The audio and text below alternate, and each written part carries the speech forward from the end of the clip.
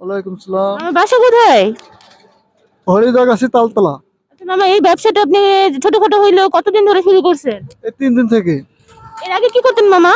এর আগে বসে থাকতাম, এর আগে বিজ্ঞাপন দিতাম বাজারে বাজারে। আচ্ছা, হঠাৎ করে এই ব্যবসাটা আপনার কি তুলনামূলক লাভজনক মনে হয়েছে? হ্যাঁ, প্রতিদিন কয় টাকার বিক্রি হয় মামা?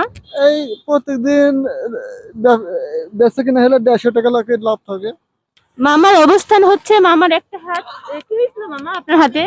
আমার এই জন্মের থেকে এই অবস্থা।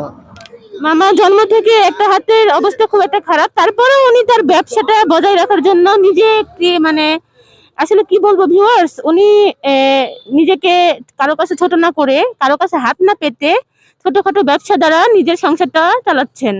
তো এইসব মানুষের কাছে আমাদের উচিত অন্তত কিছুটা হলেও কিনে খাওয়া।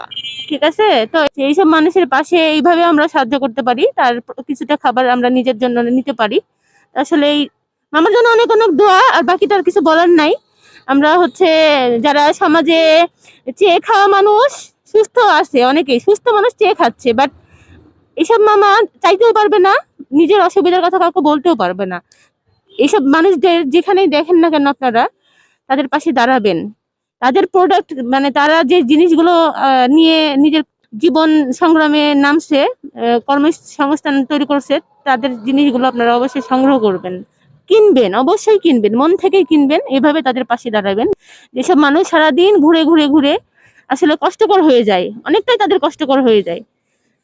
তো এই মেসেজটা এই কারণে দেওয়া যে তাদের পাশে আপনারা অন্তত তাদের খাবারগুলো কিনে বা তারা যেসব জিনিস বিক্রি করে নিজেকে আর কি সৎভাবে চলার প্রচেষ্টা চালায়, তাদের পাশে আপনারা অবশ্যই দাঁড়াবেন। আপনার জন্য অনেক দোয়া রইলো, ইনশাল্লাহ আপনার এই ছোট ব্যবসা থেকে যেন এক সময় আপনি একটু বড় ব্যবসা করতে পারেন। তো আপনাকে দেখে শেখারও আছে।